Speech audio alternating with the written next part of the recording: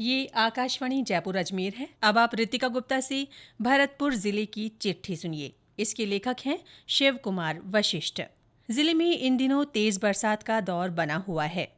बरसात होने से एक और जहां मौसम खुशनुमा हो गया है, वहीं जल स्रोतों और बांधों में भी पानी की अच्छी आवक हो रही है। कई स्थानों पर जल भराव की समस्या से लोगों को परेशानी का सामना भी करना पड़ रहा है।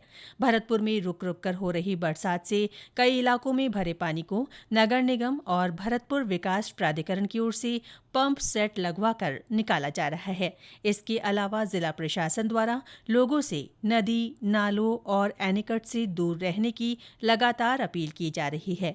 बड़े बांधों के पास पुलिस और एनडीआरएफ की टीमें तैनात की गई हैं ताकि कोई हादसा ना हो। जिले में मानसून में आपदा से निपटने के लिए एसडीआरएफ की टीम को विशेष प्रशिक्षण दिया गया है।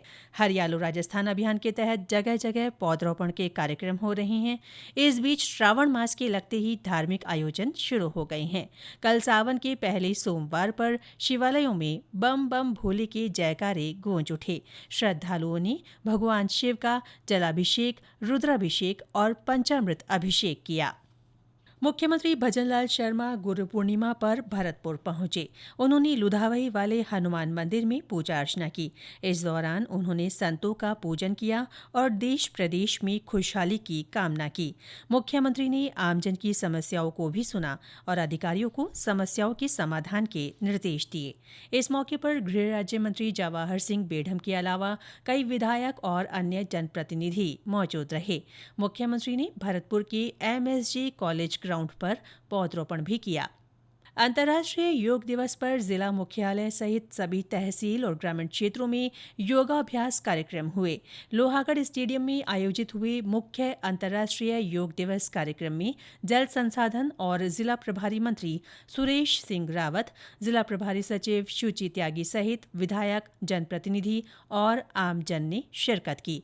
इस दौरान योग गुरुओं ने 33 योग क्रियाएं कराकर स्वस्थ रहने के लिए नियमित रूप से योग करने का आह्वान किया। जिले में पंडित दीनदयाल उपाध्याय अंत्योदय संबल पखवाड़े का आयोजन 24 जून से 9 जुलाई तक किया गया। इस दौरान सभी ग्राम पंचायतों पर लगे शिविरों में राजस्व विभाग द्वारा पुराने प्रकरणों का निस्तारण किया गया। साथ ही आपसी सहमति से भूमि बंटवारा सहित अन्य कार्य कराए गए। केंद्र और राज्य सरकार की विभिन्न जनकल्याणकारी योजनाओं की जानकारी देकर पात्र लोगों को लाभान्वित भी किया गया। विश्व पर्यावरण दिवस के अवसर पर केवलादेव राष्ट्रीय उद्यान घना में पर्यावरण संरक्षण और सतत आजीविका को लेकर जागरूकता कार्यक्रम आयोजित हुआ। कार्यक्रम में जलवायु संकट से निपटने के लिए सामूहिक प्रयास करने की अपील की गई। इस दौरान नुक्कड़ नाटक, पोस्टर प्रदर्शनी, पर्यावरण खेल, कठपुतली नृत्य और खुली चर्चा के माध्यम से पौधरोपण, जैविक खेती को बढ़ावा देने, पारंपरिक जल स्रोतों को पुनर्जीवित करने और प्राकृतिक संसाधनों के सतत उपयोग की दिशा में काम करने का आह्वान किया गया। साथ ही राजस्थान राज्य प्रदूषण नियंत्रण मंडल की ओर से जागरूकता रैली निकाली गई। इसके माध्यम से सिंगल यूज प्लास्टिक के दुष्प्रभावों के प्रति लोगों को चेताया गया। भरतपुर के कृषि अनुसंधान केंद्र में पिछले दिनों कार्यशाला आयोजित हुई। इसमें कृषि वैज्ञानिकों ने किसानों को सूक्ष्म सिंचाई पद्धतियां, मिट्टी और पानी की गुणवत्ता पर आधारित फसल और उनकी किस्म का चयन कर उत्पादन बढ़ाने के बारे में जानकारी दी।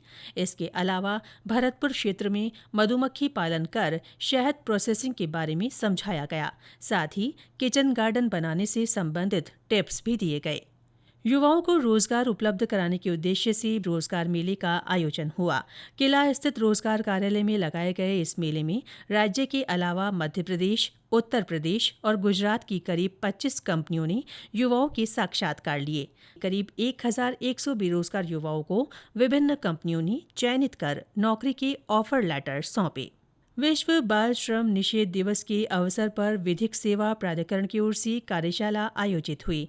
इसके माध्यम से बाल विवाह मुक्त गांव अभियान और बाल श्रम निषेध विषय पर चर्चा करते हुए बच्चों के लिए बनाए गए कानून के बारे में जानकारी दी गई।